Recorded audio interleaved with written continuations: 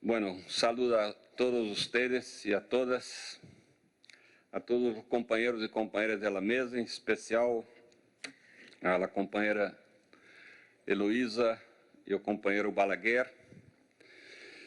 Hay un ditado un tanto machista que diz que por detrás de todo grande hombre hay sempre uma mulher. En el caso de Armando, hay dos mujeres. Chela en el minoreio y Heloísa en el mayoreio. Entonces, dos entrañables amigas mías de muchos y muchos años. Y a mí me gusta, como escritor, hacer química de las palabras, decompor los vocábulos. Bueno, el propio nombre de Armando, si quitamos el R de su prenome, tenemos Amando. E se quitamos o H de seu apelido, temos Arte. Amando Arte. Um pouco define sua personalidade, um homem de cultura, um homem de educação, um homem que tinha a virtude de pensar com a cabeça e de falar e sentir com o coração. E muitas vezes isso não passa em nós outros. Pensamos com a cabeça, mas não somos capazes de sentir com o coração, não temos suficiente sensibilidade. Ou muitas vezes temos uma sensibilidade exacerbada que não nos permite ordenar bem as ideias, as concepções. E Hart tinha esta virtude, este equilíbrio. Quizá, hasta por isso, propus criar este evento de equilíbrio do mundo, inspirado em o texto de Martí. Pero se eu pensava, se tivesse que buscar uma sola palavra para definir Armando Hart, há que prestar atenção. Seria a palavra proética, uma sola palavra. Por quê? Porque se quitamos o R depois do P, temos poética. Porque a obra de Armando não é só de prosa, também não é só de poesia, é de proesia. Prosa com uma densidade poética, como a obra de Martí.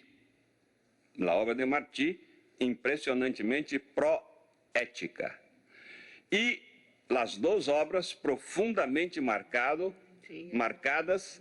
por o conteúdo ético, moral, sem moralismo, mas de uma densidade increíble. E incluso eu atribuo um dos fatores de resistência da Revolução Cubana é justamente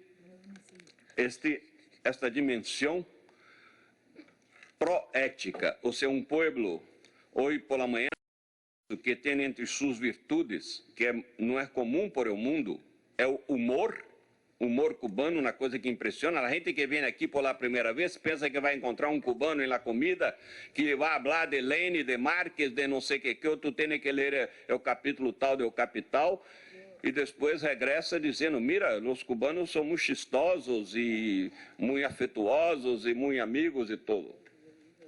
Ah, bueno, aqui está Abel, um saludo a Abel.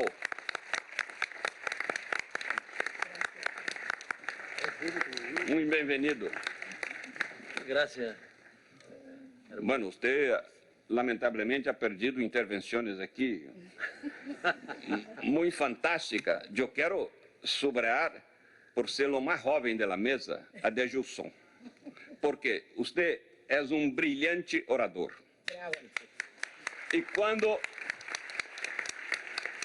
eu tenho possibilidade de falar com o departamento de ideologia do partido, eu vou sugerir liberar-te para viajar por este país, animando os jovens em o compromisso com a revolução. ¿Sabe? És um homem que tem todo o perfil de fazer isso. Bueno, seguindo. Eu conheci a Hart em 81, porque que passou? Em um ano anterior, em Manágua, aniversário do primeiro ano da Revolução Sandinista, eu havia conhecido a Fidel. E passamos uma noite toda, porque ele havia ido a uma casa a receber empresários nicas preocupados com os caminhos da Revolução, se os caminhos iam a ser os mesmos de Cuba. Então tocou ao próprio Fidel tranquilizar a los empresários nicaragüenses que os caminhos não iam ser os mesmos de Cuba, iam ser próprios de Nicarágua. Cada revolução tem seus caminhos.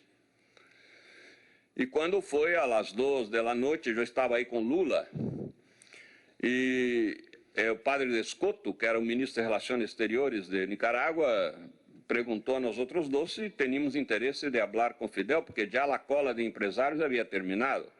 Bueno, eu já estava satisfeito por toda a vida de haver saludado a Fidel quando chegou. Entrou antes de ir à biblioteca, onde se pôs a falar com os empresários.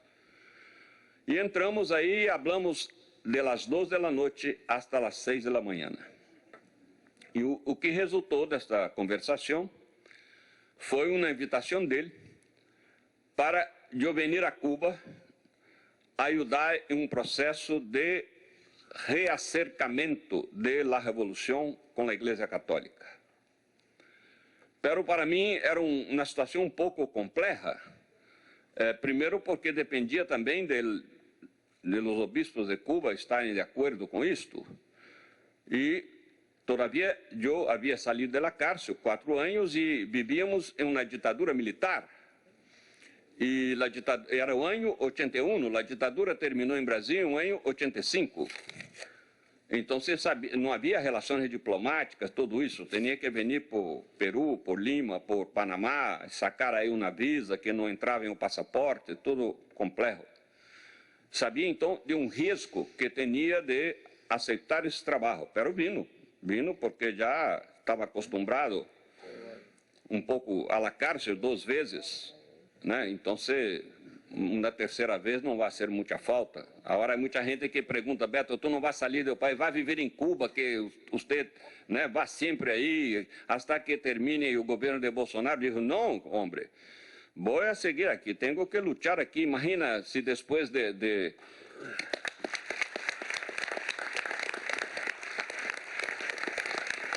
Imagina se depois de Moncada, Fidel que vai a México, decide quedar-se aí como exilado toda a vida. Bueno, aqui estou, escreve cartas para seu papá, sua mamãe, mira, aqui estou bem, sabe, vivendo em México, na universidade.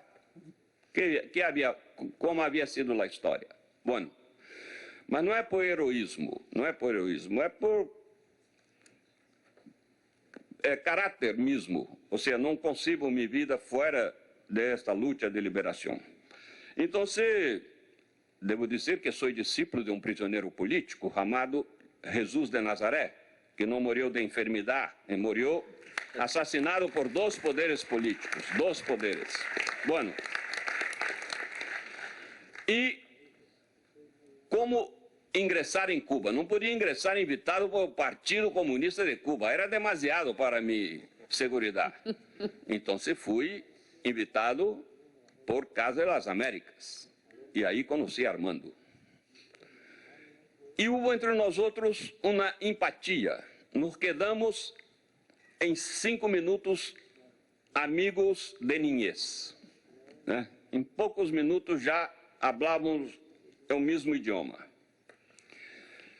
E uma coisa que me impressionou muito é que Armando falava sem nenhum pudor a palavra espiritualidade, que muita gente, sobretudo em um mundo comunista, tem prejuízo à palavra porque pensa que é uma palavra de apropriação privada de las religiões. E não é. Todos nós outros temos espiritualidade. Hasta os mais ateus e antirreligiosos do mundo têm espiritualidade. Eu sempre, o exemplo mais sencillo é dizer, mira, você não ama a tu mulher, ou você não ama a tu marido? E que pensa? Que coisa é isto? Isto é uma experiência espiritual, é um ato de fé. De ahí que viene la palabra fidelidad. Una pareja, uno es fiel a otro, por fidelidad viene de fe. Y la palabra confianza también es con fe. Entonces, hay una espiritualidad en nosotros. Puede no ser de trascendencia, pero hay una espiritualidad. Eso me impresionó mucho porque Armando se preocupaba mucho porque en su elaboración teórica, Marx no tuvo suficiente tiempo, era su proyecto de hacer un tercer volumen de O Capital en que él iba a tratar mejor del problema de la ideología y posiblemente entraría mejor en ese tema de la espiritualidad, de la subjetividad, que é um tema importante. É um equívoco pensar que uma revolução como Cuba, ou como Rússia, ou como China, todo ninho que nasce aí vai ser automaticamente socialista. Não vai ser. Nascemos todos capitalistas. Você que tem um bebito na casa sabe disso. Às 3 da madrugada, ele se põe a llorar porque quer comer. E não importa se os padres dormem, têm que levantar temprano. Ou seja, nós outros nascemos egocêntricos, egocentrados. E é todo um trabalho cultural chegar ao altruísmo, à solidariedade, ao amor ao próximo, ao coletivo, é todo um trabalho cultural. Então, esse também, o processo evolucionário, um equívoco pensar que se hace uma revolução, a gente não. O trabalho político é um trabalho permanente. Por isso sempre digo que é muito importante subrayar para os jovens de Cuba que a revolução não é um hecho do passado, não é uma peça de museu, é um desafio de futuro. Se a gente não pensa assim, sabe, as coisas começam a complicar. Então, aí que incutir, né, poner a cabeça em isso. Bueno, através de Hart, empecé a manter muitas conversações com Fidel e também com os obispos que estiveram de acordo com meu trabalho. E essas conversações resultaram, em 85, em o livro Fidel e la Religião. Aí descobri a democracia socialista. Eu nunca havia ido a um país socialista, depois fui a vários, por culpa de Cuba. Né? Com este livro me chamaram por todo o mundo socialista aí. Então, nunca havia, e eu não tinha ideia da democracia socialista e tinha uma mala ideia, uma falsa ideia de que aqui a palavra de Fidel definia tudo. E a única pessoa que Fidel invitou para acompanhar todo o processo de entrevista, em 4 encontros, ao todo 23 horas, ha sido Armando Hart. E por quê? Porque eu havia entrado por Casa das Américas, porque ele era o ministro da Cultura? Não. Mais que isto, porque Armando tinha esta sensibilidade de que o fator religioso é um fator importante na vida da gente. E não se pode mirar o fator religioso com o extremismo congelado de que a religião é sempre ópio do povo. A política também, muitas vezes, é ópio do povo. Então, tudo é dialético. Serve para oprimir, serve para liberar. Como é o próprio Engels, em seu librito, lamentavelmente muito pouco conhecido no mundo comunista, ha escrito em O Cristianismo Primitivo como os cristianos, para ele, eram exemplos de primeiros comunistas, né, em los 3 ciclos de luta contra o Império Romano. Bueno, Hart presenciou, e não somente presenciou, pero também Fidel o invitou a ser o prólogo do livro. O livro está apresentado por ele. Agora, em la feira, se vai sacar aqui uma nova edição do livro. Não que o livro está cambiado, não está cambiado. Pero como eu fiz uma nova edição para o Brasil, há notas para contextualizar melhor os leitores que não han acompanhado aquele tempo de los anos 80 ou os mais jovens também. Então, há muitas notas novas. Este foi um momento importante, porque ao término da entrevista, Fidel disse: agora vou a submeter este livro ao Biro Político. E eu me surpreendi. Eu pensava que não havia que cambiar nada. Claro, minha parte é minha parte, né? E ele tinha sua parte. Eu fui a Brasil a revisar minha parte e ele quedou aqui revisando a sua. E arreglamos que isso foi em maio de 85, eu volveria uns meses depois para já conectar as duas partes. Pero quando chego aqui, ele me diz: Beto, lamentavelmente, bueno, o Biro aprovou nosso livro, pero lamentavelmente há 2 ou 3 cositas que não han sido aprovadas. Bueno, isso me surpreendeu de um lado, de outro lado me pareceu muito positivo. Ou seja, há uma democracia social, as coisas não são assim, a cabeça de um que vai decidir e deve ser de qualquer maneira. E ele arreglou, não coisas ditas por mim, ditas por ele. As minhas todas, né, não tiveram problema. E também o Vaticano não tiveram problema. Né? Meu Biro Político está em Roma. Então, não passou nada. Apesar de que na Igreja Católica muita gente não lhe gusta o livro, mas por seus prejuízos e outra história. Pero, efetivamente, aqui houve uma outra discussão quando ia sair o livro, em novembro de 85. Sacar 30.000 exemplares ou 300.000 exemplares.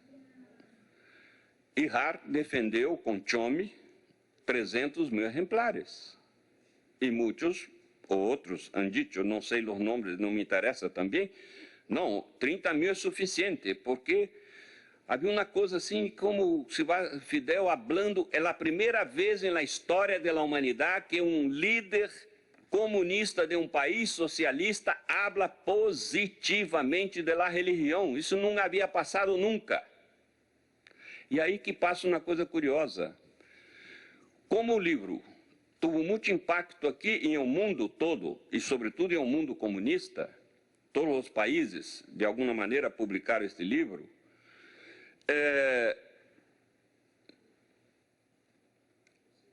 alguns países, como a União Soviética, se han dado conta do equívoco que han cometido de não saber tratar politicamente o fenômeno religioso. E aí eu passei a ser uma espécie de socorrista, né? Invitado, vem aqui, que Satos pode ajudar-nos também. Mas mira, era outra cultura, outro todo, e já não havia tempo. O muro já venia abaixo, né? E também as resistências eram muito fortes em esses países. Mas eu fui para a China, Rússia, Letônia, Lituânia, Polônia, Alemanha Oriental, Tchecoslováquia, toda parte. Quizá, se agora hacemos alguma compreensão melhor desse fenômeno, porque a gente é religiosa. Isso pode ajudar a salvar o socialismo. Não havia mais tempo, era tarde. Não que Cuba salvou o socialismo por esta razão, mas de qualquer maneira houve uma incorporação do sentimento religioso, da crença em o processo revolucionário cubano. Em esse sentido, sim, reforçou muitíssimo o processo revolucionário cubano, não há nenhuma dúvida, e os líderes cubanos sempre me han dito isto, e o próprio Fidel ha reconhecido. 2 anos depois, eu saco um livro aqui, que se chama La Obra do Artista, uma visão holística do universo. Hart, de 87 hasta o fim de sua vida, toda vez que eu venia, ele falava deste livro. Era como, sabe, é um livro de cabeceira. É um pouco, perdona-me parecer cabotino, mas é porque está aqui, Heloísa, um livro de cabeceira. Um livro que tem uma história curiosa. Em los 4 anos de la cárcel, a segunda vez que fui a la cárcel, quedei 4 anos e 2 anos depois me sacaram de los presos políticos e me passaram a los presos comunes. eu e mais 5 companheiros políticos. Era uma forma de prisão dentro da prisão. E fomos a viver uma penitenciária de segurança máxima em que havia 400 prisioneiros. E todos comunes. E aí era obrigatório trabalhar. E nos recusamos a trabalhar para a administração da penitenciária. Se querem, vamos trabalhar para os prisioneiros.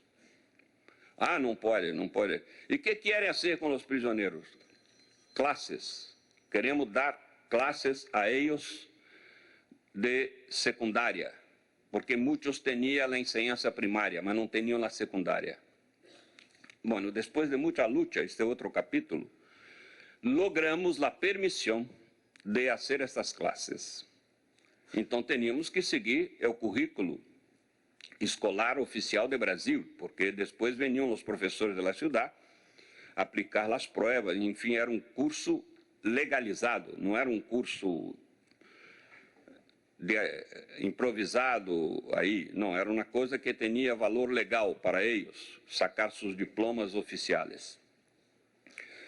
Pero ustedes sabem que entre os prisioneiros políticos há muita gente de ciências humanas, abogados, sociólogos, pero não há quase gente de ciências exatas, né? Químicos, físicos, matemáticos, engenheiros, não há muitos. Há, pero não são muitos. A gente que vai à luta, em geral, tem uma formação mais humanista aí. E nenhum de nós outros queria ser professor de química, física e biologia. E sacamos a sorte e eu perdi. E tive que assumir as 3 disciplinas. E como eu havia sido muito malo aluno de física, química e biologia, o que passava? Eu passava todo dia na celda,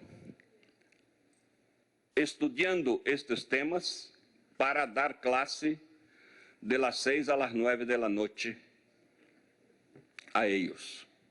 E me encantei por estas ciências. E, a partir de aí, decidi me aprofundizar em la física quântica e astronomia, um pouco a coisa da cosmologia, etc. E que resultou em este livro. Este livro é um paralelo científico espiritual de los 6 dias de la criação, que está no livro de Gênesis. Ou seja, desde Big Bang hasta o surgimento do ser humano. Só que em meu livro não há explicitamente este paralelo, somente um esquema do livro.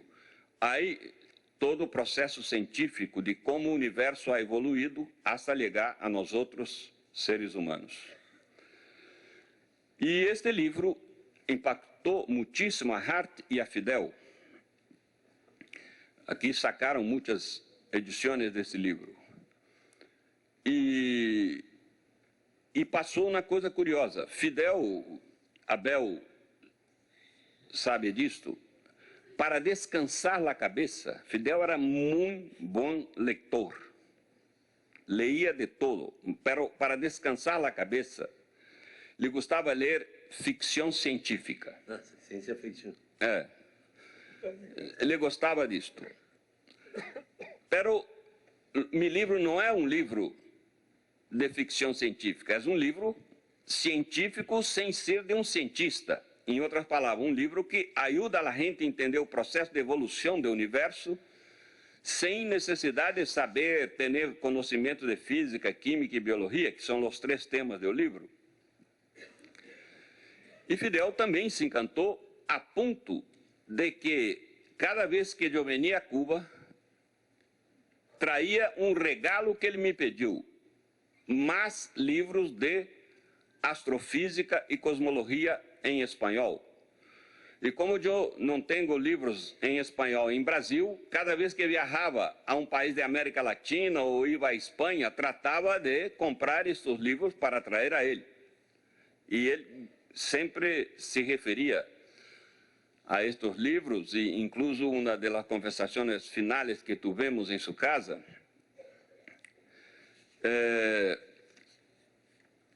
eu perguntei,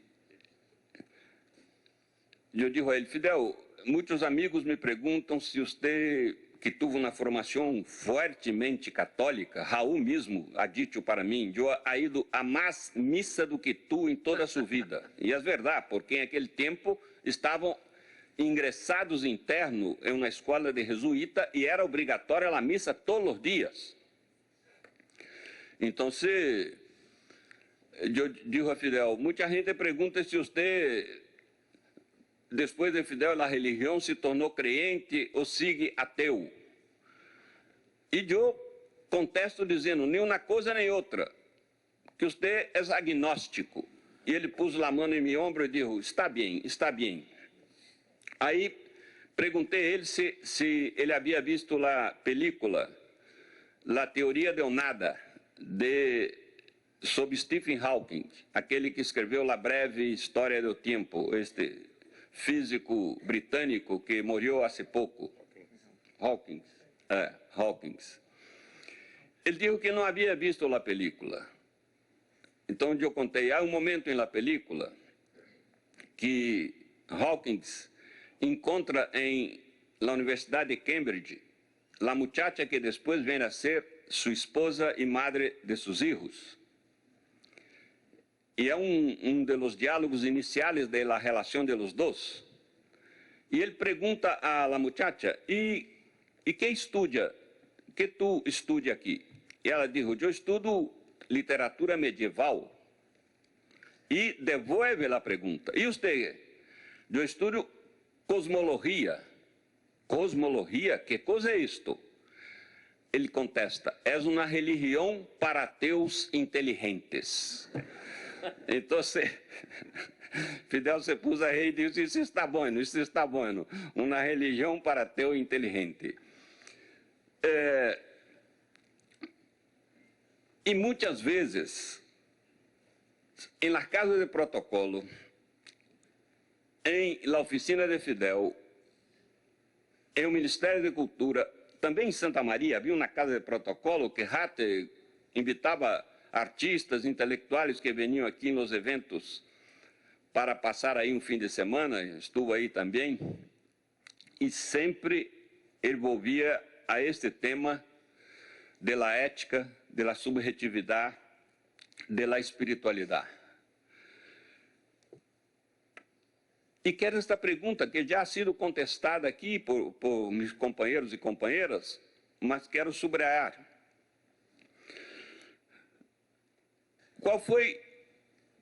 Quais são os fatores que levaram Hart a ser esta persona aberta, tolerante, de uma tremenda erudição, mas profundamente vinculada à praxis? Se há uma pessoa que podemos dizer que era um intelectual orgânico, em la definição de Gramsci, é Armando Hart. Ou seja, todo seu pensamento, suas ideologias, suas concepções, tinham um sentido em la praxis. Não era uma mera erudição para impressionar. Ele não tinha nenhum interesse para isso também. Isto vem de muitos fatores.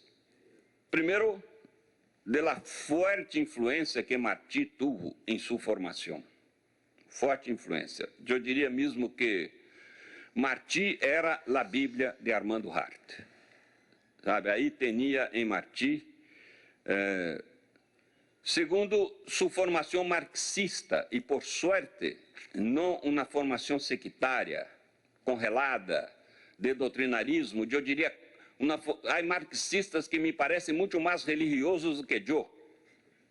Sabe, estão congelados em dogmas. Né? Uma vez, em um desses países que visitava, eu perguntei, mira, a teoria de Engels habla de um universo que já a física não comprova, porque me parece que Engels era um homem de seu tempo. Em seu tempo, a ciência havia evolucionado hasta aquele ponto, então você não podia mesmo negar o que sabemos hoje. Ele me contestou, disse, de nenhuma maneira, Engels estava certo. Como estava certo?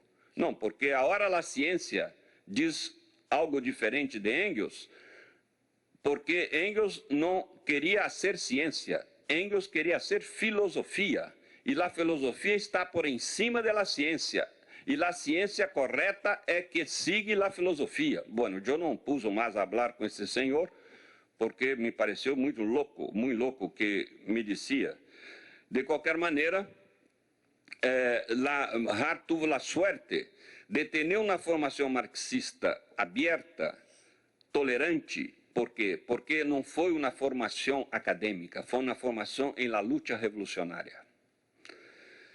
E outro fator, eu conheci em minha vida pouca gente que ha passado por tantos sofrimentos em la vida personal, tantas perdas de pessoas muito cerca dele, e que nunca caiu em depressão, nunca tuvo desânimo, nunca perdido seu bom humor e seu ideal revolucionário. Impressionante.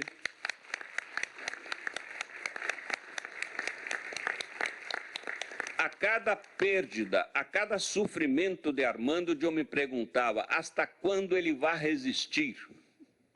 Hasta quando? Não resistia, não se entregava nunca. Impressionante. Mesmo quando estava descia de rodillas, com dificuldade de expressar, não importa. Nunca ha abandonado a trincheira de luta, hasta o último dia de sua vida. É impressionante essa persistência e resistência e resiliência que Armando tinha. Então, tudo o que podemos dizer é muito sencillo. Não estamos fazendo aqui solamente um memorial de Armando Hart. Estamos falando de um fenômeno raro, que é um projeto socialista, mas mesmo o socialismo é um fenômeno raro. E a hora que já terminaram sua vida, podemos dizer, ele era um homem novo. Este homem novo que todos nós outros buscamos, homens e mulheres novos, como resultado da construção da nova sociedade socialista. Então, temos que manter vivo este legado de Armando Hart para que a gente não pense que ser homem e mulher novos é uma utopia. Não é uma utopia. É uma questão de ética, de virtudes, de opções, de decisões, de convicções. Que Armando viva para sempre para nós outros e para as futuras gerações de Cuba. Graças.